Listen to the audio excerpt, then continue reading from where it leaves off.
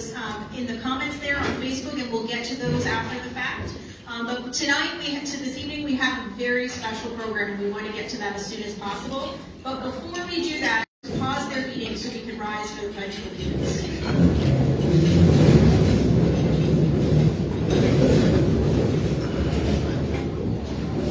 I pledge allegiance to the flag of the United States of America and to the republic for which it stands, one nation, under God.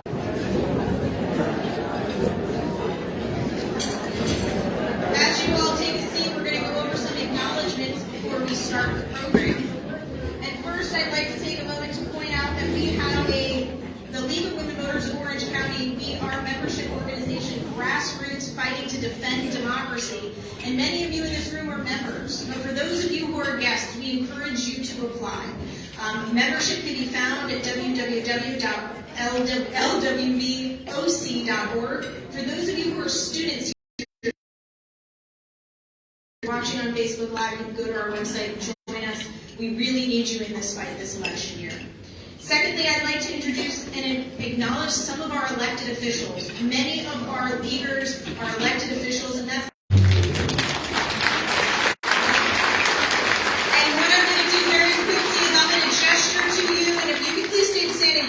for our elected officials. Very quickly, if you can say your name and the office that you hold. I'm Marty Sullivan. I'm a commissioner with the City of Winter Park. Thank you so much, Marty. Judge. Good morning, everyone, or good afternoon. I'm Tarlika Nunez Navarro. Over here to this team, we got a few more. We have another judge. Our commissioners in the back of the room. Thank you. Hi, everyone. Sheila DeCiccio, Winter Park City Commission. My name is Queen Terry. I represent Commissioner Nicole Wilson, District 1, Orange County. One of our newest elected commissioners for February. But we'll get some applause later, I'm sure.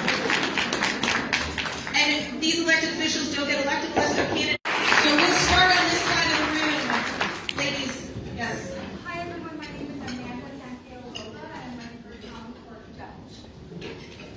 Hi, everyone. My name is Fernando Pappas, and I'm running to be your next Circuit Court Judge in Group 9. So if you're a resident of Orange or Osceola County or Winter Park native like me, you can vote on August 23rd. Thank you. Stole the show. It's been one day. I'm still Vince Chu, but I'm also up for election. Talked over a judge. That's not an everyday event. Hey, Michael Stewart. I'm running for Circuit Court Judge in Orange and Osceola County. So August 23rd, on or before. President here at Winter Park, we have a fantastic vote for third thing. I would love your support, and I'd love to meet all of you and shake your hands face to face, and so we can reach you. Have a great day. Thank you, Judge. Good morning, everyone. My name is Jared Alleman. I am also running for County Court Judge, and I'm a proud member of the League of Women Voters. I'm Sarah Henry. I'm running for the Florida. I'm telling you that Election Day is August 23rd. That's right. We do get to vote before November, so that is a very important date. And here at the League, we are going to make sure that everyone knows that you got to vote on August 23rd. Thank you so much. So on to our program, because that's why you're all here besides the wonderful lunch.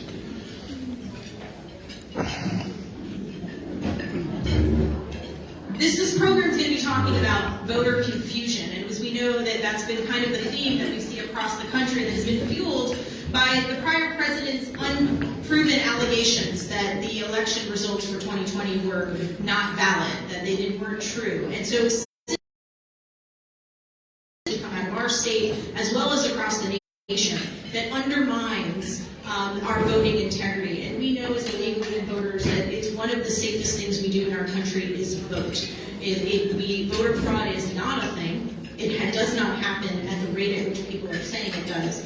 And it is allegations. And so today's what the new voting rules are, what SB 90 looks like, and most importantly, it talks about the federal appeals opinion about our redistricting. And so what we do know is that forced election statutes have been unnecessarily unwritten. And SB 90 was litigated. It was then, portions of it were struck down. And unfortunately for those, our legislation legislators drew the maps as per their constitutional. The legislature should have done their job, and they should have done it correctly. And we are going to make sure that they do, because that's how we defend democracy here at the League of Women Voters. The governor has ordered a special session, and that special session went through, and they accepted those maps. And that's what our litigation is based on. You're going to hear what laws and districts prevail, and what will be the impact in both August and November. We hope that this program clarifies those questions for you and clears up any of your voter questions. We will reserve at the end, there will be questions for members. You can put your questions on our Facebook feed, and we'll get to those. Our moderator today is Mike Lafferty. Many of you may know him from the Orlando Sentinel. He retired in December of 2021 after a 32-year career with the Orlando Sentinel, serving in several writing and editing positions. He most recently was the newspaper's opinion editor, a role in which he wrote editorials and oversaw the production of other opinion content. He's a graduate of the University of Central Florida. Go Knights! Women voters and some friends. Always run into some former journalist friends at these events, and it's always terrific. I see another there. It's 1989. After serving 13 years on the staff of the Central Florida Council of the Boy Scouts of America. He was elected as the Orange County Supervisor of Elections in 1996 and has been re-elected in every election since. Cecile received a Visual and Environmental Studies undergraduate degree from Harvard in 1981. She's currently a civil rights lawyer in Panama City chapter of Alpha Kappa Alpha sorority. Cecile currently serves as the president of the League of Women Voters of Florida.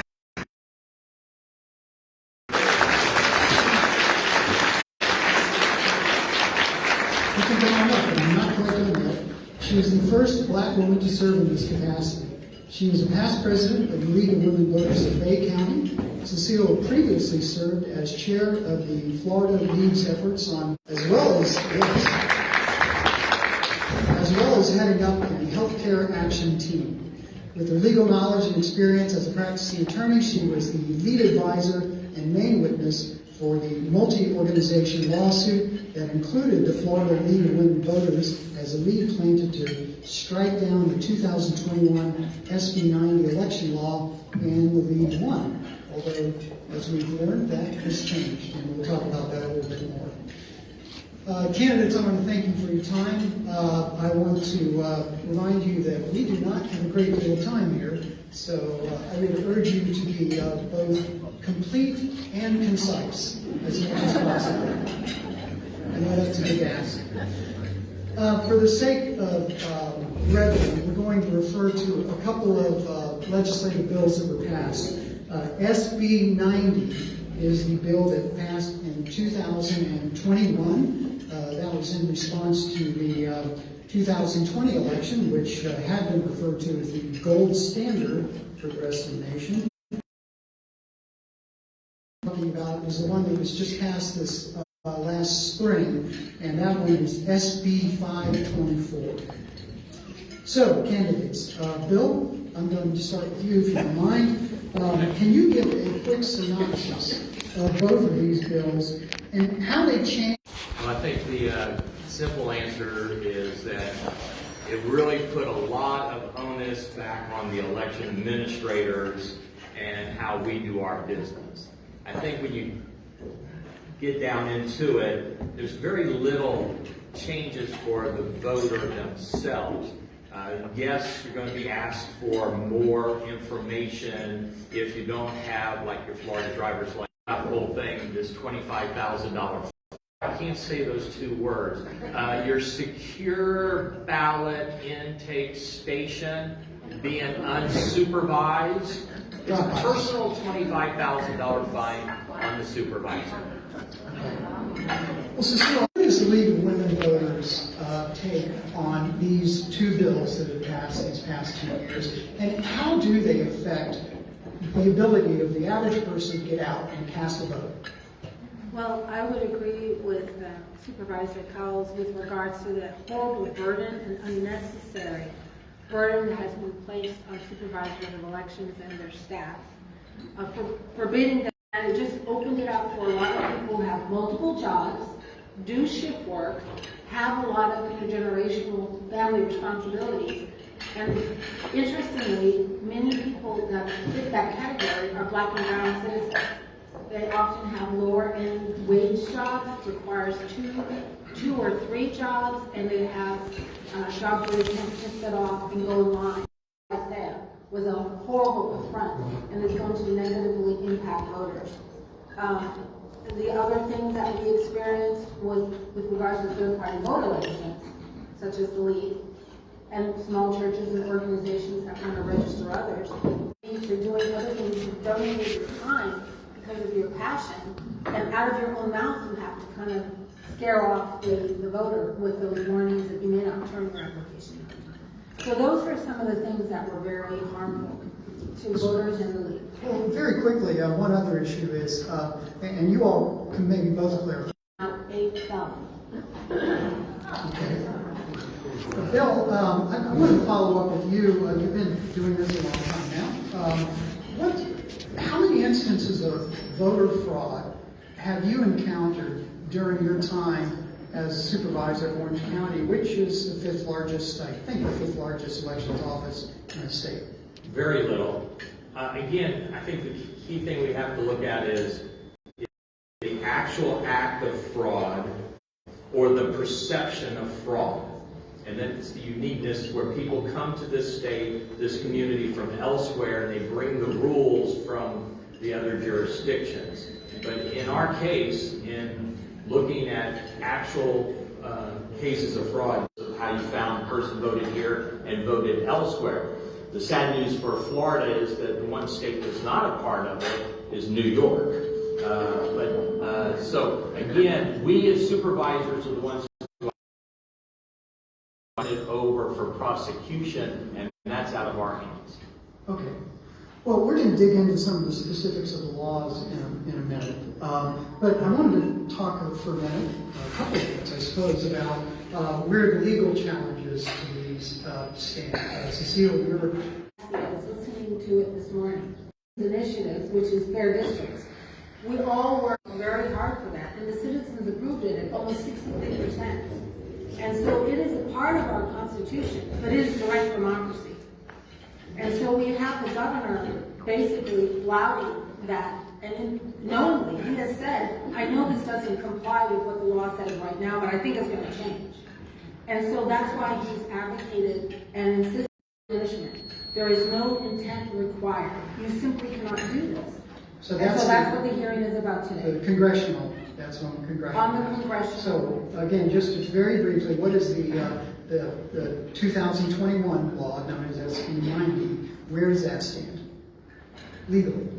SB 90 is, well, we had great victories with our order from Judge Walker, March 31st.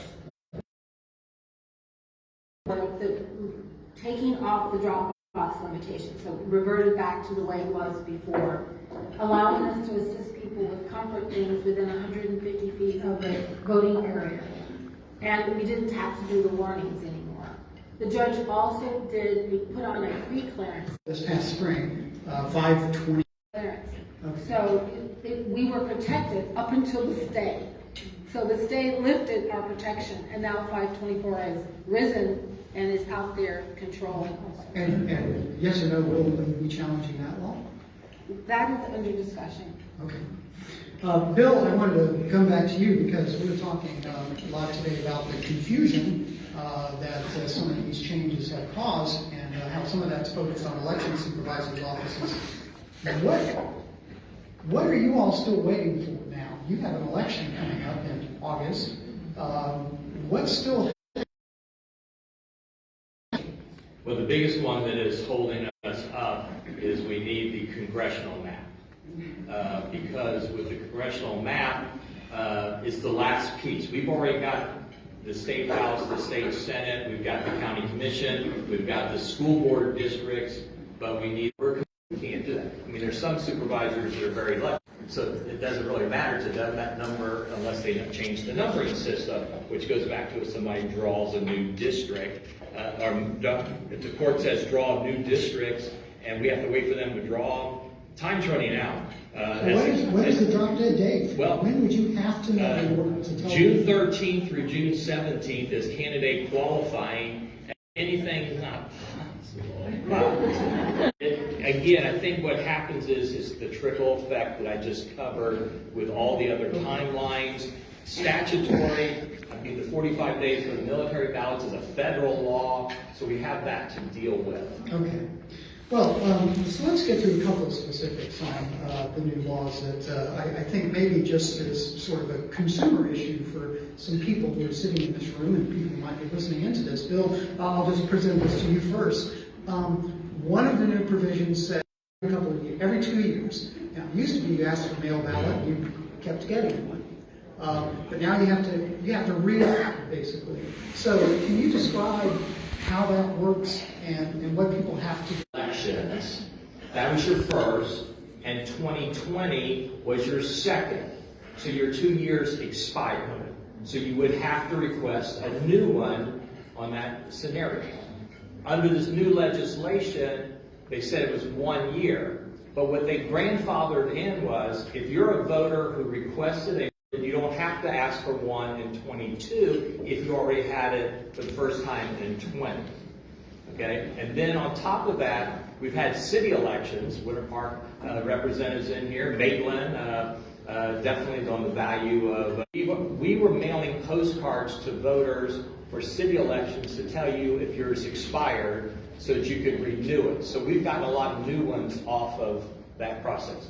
What's going to happen, and for those of you who are not in Orange County, call your supervisor of elections, Mike, and ask them. But at the end of this month, we're going to mail you a notice of elections form, mailer.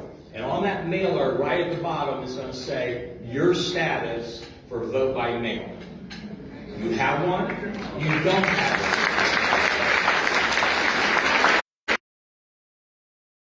Underneath it tells you how to request one if you want one, a ballot. So it gives you the instructions on how to do it. And let's stay with the legislation on requesting a vote by mail ballot. Remember I said earlier the legislature believes that so that we can match you up on your vote by mail request.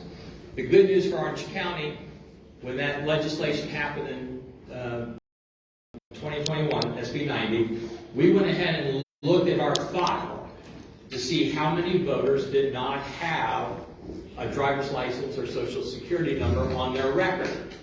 And it was about 13,000 out of 825,000 voters. So in perspective, it's not that bad. Who is the target audience on this mailing, which is politically interesting, is because there's probably a lot of you in the room, because when you registered to vote, we didn't ask or change your registration or whatever. So we sent out letters, and some people responded. Some people called and said, why are you canceling my registration? Which it did not say we were canceling it at all. All we were doing is to make it more convenient for you when you request. But that's one of the requirements. If you want to change your address over the phone, which is allowed by Florida law, or request a vote by mail, we now have to ask you what your driver's license number is or your social security number to verify you are who you are before we can give you what you want. Okay. Thank you. Cecile, I wanted to ask you, we touched on this ballot harvesting issue a second ago, but I think it's kind of important because I can see what and dropping off their ballot.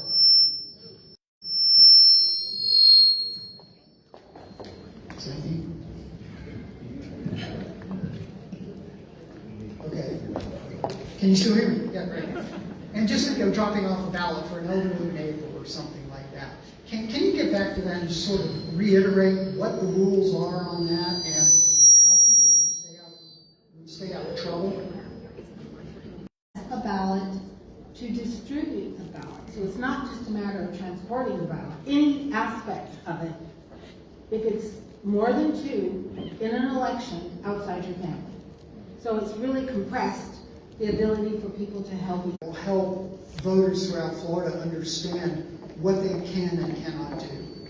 Absolutely. And We just finished doing that on Senate Bill 90 Victories, the one pager that laid out all the guidelines. And of course now we're back, we'll revise it and we will get that out. And we will try to give a one pager on both sides for our legal. About bills that have passed this, past couple. That they took away your ability just to turn in a voter registration application to your supervisor of elections. And you know, with Florida, people are always traveling, there are festivals and fairs.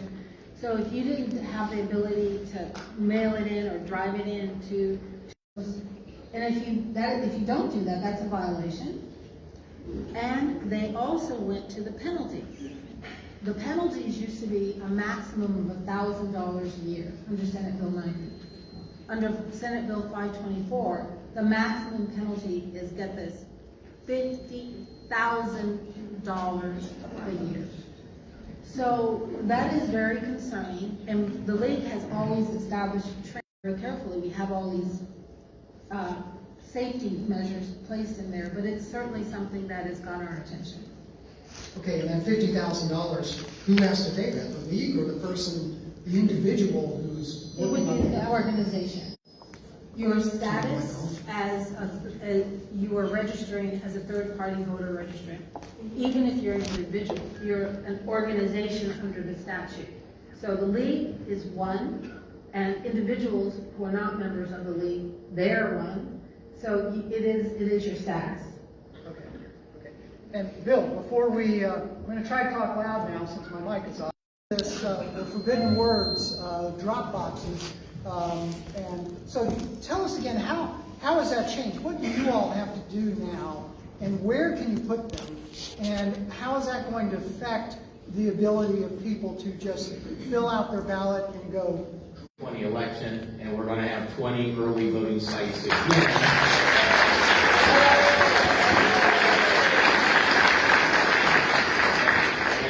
Unfortunately, because the Orlando Magic is back in play, we won't be at the arena, but I'm pleased to say we are at Valencia Lake Nona. So Lake Nona finally has their own voting site. And before, and so that's one of those great ones. You can eat, drink, play 18, and vote all at the same time. Okay?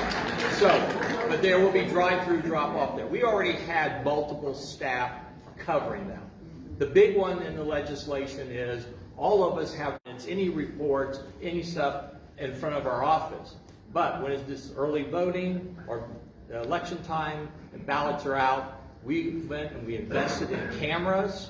Plus, we have a 24-hour security guard there that's visual eyes. So, you know, the key thing is election officials, when SB 90 were passed, even though with the legislation, we've been working to implement these things. We haven't been sitting and waiting for the courts to happen on it. So from that stand, I don't see anything different. The only thing I would take is that in the initial SB 90 bill, they did have all this documentation of who was turning in what ballots. That got taken out, but there is still, if you're a designee, and you're delivering a ballot, you have to. But very briefly, it sounds like you've done a lot in Orange County, but early voting sites, which are key to drop boxes, vary from county to county. So there may be some counties that aren't as enthusiastic about early voting, where it's going to be more difficult now to leave a ballot. Yes? And that's the uniqueness that we have 50 states, 57 rules there, and in Florida we have 67 counties, 67 elected supervisors. Talk to your supervisors. Can you describe what that's about? How does this affect minority voters more than it would have other voters? Okay.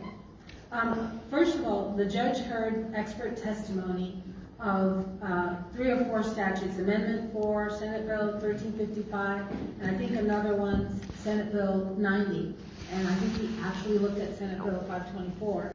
Did the legislators ask how different voters voted? And they admitted that they did. So they knew how black voters voted. They knew how wealthy white voters voted.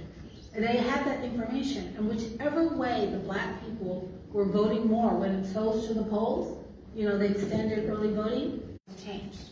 So the judge said one time, I don't like it. 2 times, maybe one time, not 3 and 4. That's intentional, and that's where the 20 years of intentional discrimination the judge found on page 35 and page 62 of the 288-page order. Because he didn't just make it up. That was out of their mouths and the evidence. So that things that they were picking with Senate Bill 90 are things that just African Americans rely on third-party voter registration box uses, and you say it's only 9 to 5. You're going to hurt people at the lower end of the economic spectrum. So those findings are why this is targeting African Americans. Okay. Bill, from your experience in Orange County, what do you find hinders the ability of minority voters to vote, and do they make that worse?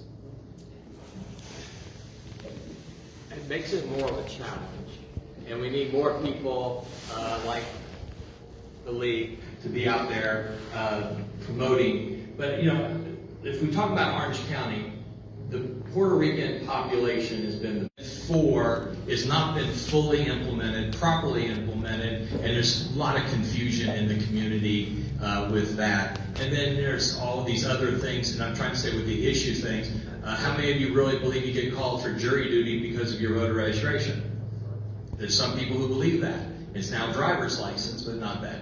And that's why in Orange County, 41% of people voted by mail in 2020, 30% went to an early voting site, and only 150,000 voters went to a polling place on election day. The model has changed. The model of voting has changed. That's a big question we all want to see, because was it COVID that pushed the vote by mail up, or is it the fact that they understand the convenience of voting by mail until they enact some of these rules that are cutting back the number of times you can request or how long it's available for that. So we focus on those and hope that voters will stay with vote by mail. That's why we're doing this mailing. And then the early voting sites, keeping those 20 and keep,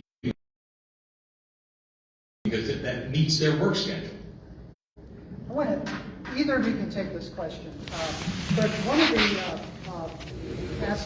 the elements of Senate Bill 524 was this police corps, this police force that was set up to. The problem we're discussing here is Florida needs an elected Florida Secretary of State who answers to the citizens.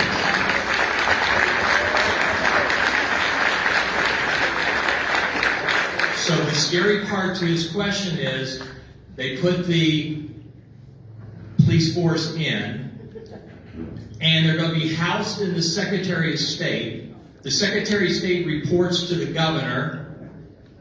The Secretary of State does not talk to the legislature because she's doing what the governor's legislation is.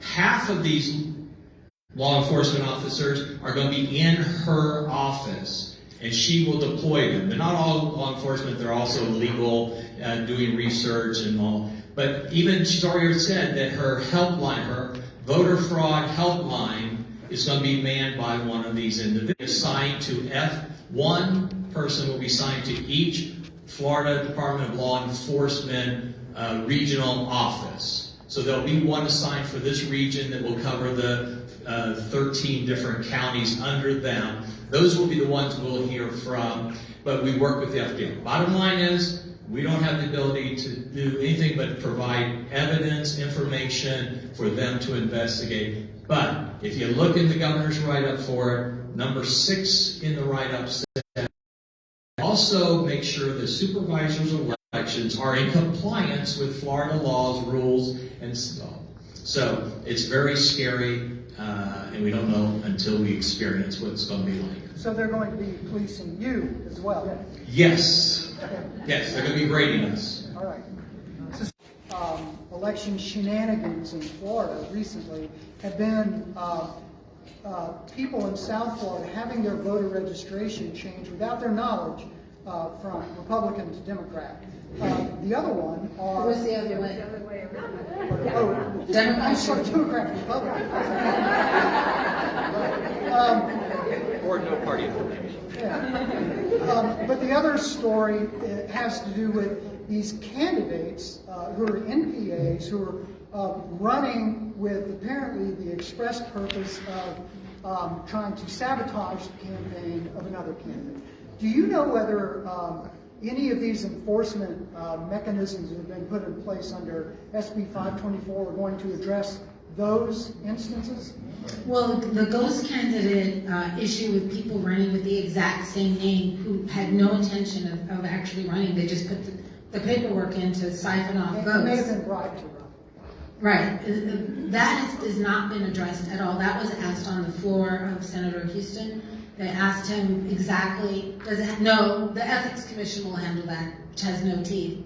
So they're not really interested on working on known problems that, interestingly, are in the Republican Party known problems. They're not interested in doing what they know. They're basically saying we want to spend millions of dollars, chill free speech, threaten supervisors of election, go back to what looks like of stuff that has not happened. Because the governor himself stated, and Secretary Lee, Division of Secretary of State, they stated that our elections were perfect. Okay. Well, we didn't quite get to as much about congressional redistricting as I'd hoped, but I have a feeling that there are a lot of questions out there among this large group that I haven't asked yet. So this is the 10-minute period where you get a question if you're a member of the League of Women Voters. That should be an incentive for some of you to sign up if you're not. So I wasn't quite sure how we're going to pick who gets to ask a question. Do they raise hands and I'll just... But I heard the testimony this morning that their experts have suggested, the League's experts, to use what the Senate had already drawn. So it's already there. The fix has already been approved by our legislator. We're just saying go back. Okay, I'm told if you have a question, go to the back. Yes, we're taking questions back here and line up, and the rules are you have to be a member. You give me your name and you're going to join, I'll let you know. That's a question, not an action. Also, if I could just say one other thing, these are questions, not speech. We do. What is the business community doing, short of we don't have national voting holiday, to encourage their employees to turn out, particularly, is it the Winter Park Chamber, Orange County Chamber, is it the Bay Escambia business community? Are there poster child models that are addressing this issue and the League can help support? Well, the lack of education in the school system beyond we're a democracy and the president is the head person of the free world. They need to talk about local politics, local government, and how it affects them. Are there topics? Yeah, but, they're giving them to in some ways. Abortions now come up. The mayor's put the transportation tax issue on there. Commissioner wants to put the stabilization rental issue into the county charter. I mean, you can go on and on, but they don't understand local and how local government affects them, probably more than what they experience.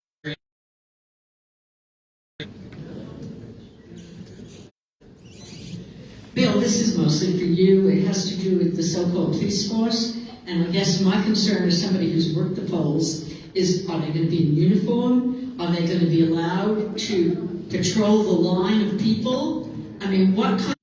Voting twice, which comes afterwards when you find that out situations, or the ghost candidate, they'll do that. But it's more of that after the election than it is election day.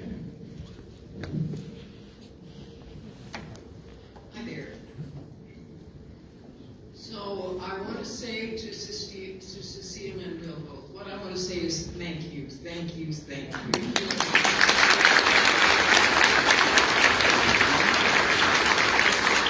So, and my question is, how can we help you?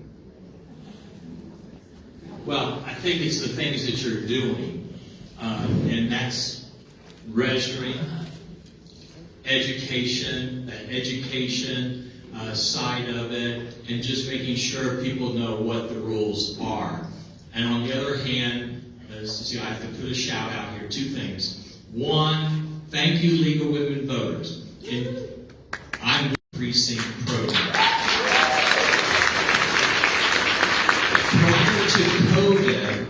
Prior to COVID, they Scout. When I worked for the sponsors, Boy Scout Troop 210, and the young man that I put the Eagle badge on is some guy known as federal court judge. This is our opportunity. I cannot accept that. You'll be given opportunities, that's why we have those pass-through grants, to connect with grassroots organizations so you can educate them and then they can continue to pass the education on. So it's all about getting out there and connecting. I see my friend Marissa is here and from the city, and we were just meeting yesterday. Defender's office. We currently have 2,000. They are pre-trial on a felony and they still have the right to vote. What can we do to allow our clients to vote?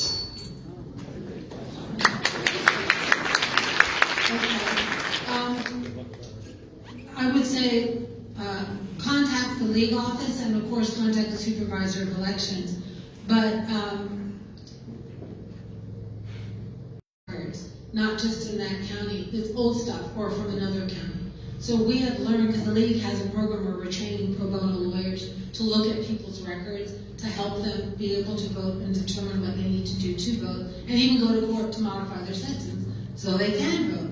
So we have the more advanced one actually walks you through petition, not that you would do that, but it lets you know what we're looking at, and there's a questionnaire that that's in there that we recommend that you use. But there is a way for us to put them in contact, yourselves or lawyers or other trained CLE lawyers who can look at their backgrounds and then by all means educate them and let them register to vote. I'm sure the local league would be willing to assist in some way. But the issue is we really want to be careful with the individuals. As you might have heard, there were some issues. Lachua, thank you. Where the people were not as careful, either the individuals were saying, I don't have any fines or fees, and they weren't looking, they were taking their word, and there's been, unfortunately, some problems with that. Just real quickly, as you know, in Orange.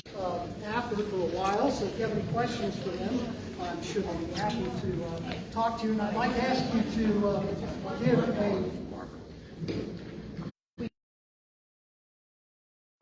Is it fast? Super fast. Okay, I'm confused. Vote by mail. If I vote, do I automatically get re-registered, or do I have to go someplace and re-register online after I vote with the vote by mail? I'm sorry, I missed the first part. Okay. If I'm a voter using vote by mail, do I automatically get re-registered for 2 years, or do I have to? No, as Senator Baxley from Osceola, Cowles, who now is going to come down and be the state senator if he gets elected over Walt Disney World, and read into that, as he said, how do you know where you will be in 2 years and whether you need a vote by mail? They don't get the fact that it's a